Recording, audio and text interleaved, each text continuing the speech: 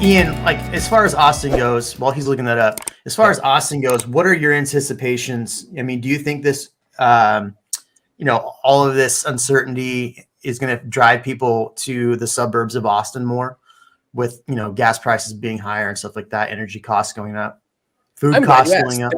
There are two articles that came out that are pretty interesting. One of them is some world population review. It's not even about the location it came from. It's about the data.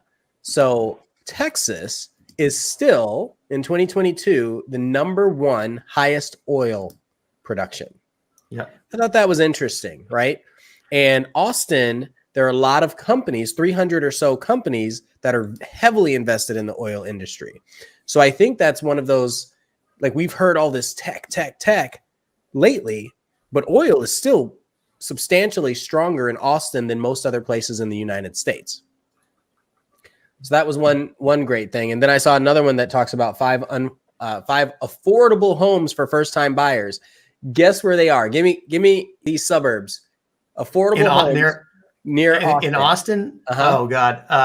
It's going to be Seguin, Elgin, Jarrell. Yep. And Elgin, Jarrell. Probably Bastrop.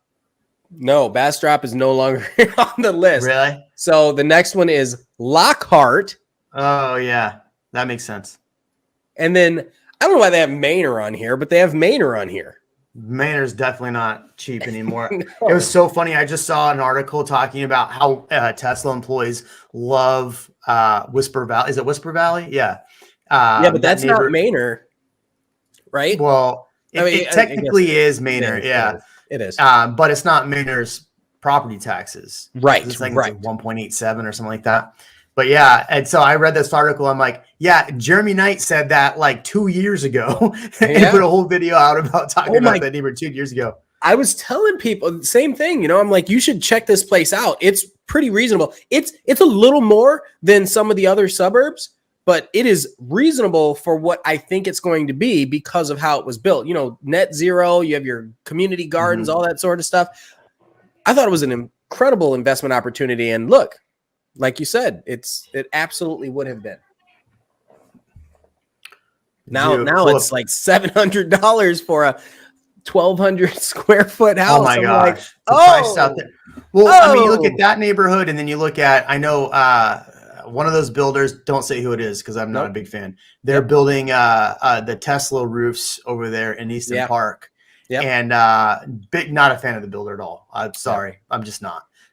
Anyway, they houses over there for Tesla roof house, like starting like $850 in a neighborhood that's 3.04% tax rate. And it's so you're talking like starting. I don't think people understand that. That's crazy. And that's the same neighborhood that just announced 20,000 more homes. Mm-hmm. Right?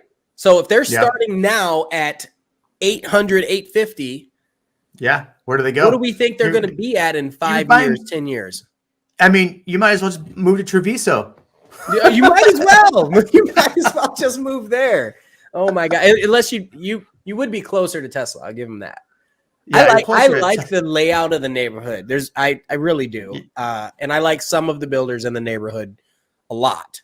And I understand the tax rate because they have to pay for all these amenities. It's just how aggressively the prices are rising. If you don't get in, you're going to be bent over. You're going to get hurt. Damn, calm down, man. I'm sorry. Yeah, you got to say it in Spanish though when you say it like that. Yeah, you calmate. There you go. This is the Real Migos show. Yeah. So interesting fact. It's very similar. It's 29% in 2015, which is not 5, it's 7 years ago, but it was 29%. But it just looks more impressive now because 7 years ago it was 1831 out of 6257. But now it's 3302 out of 10,248.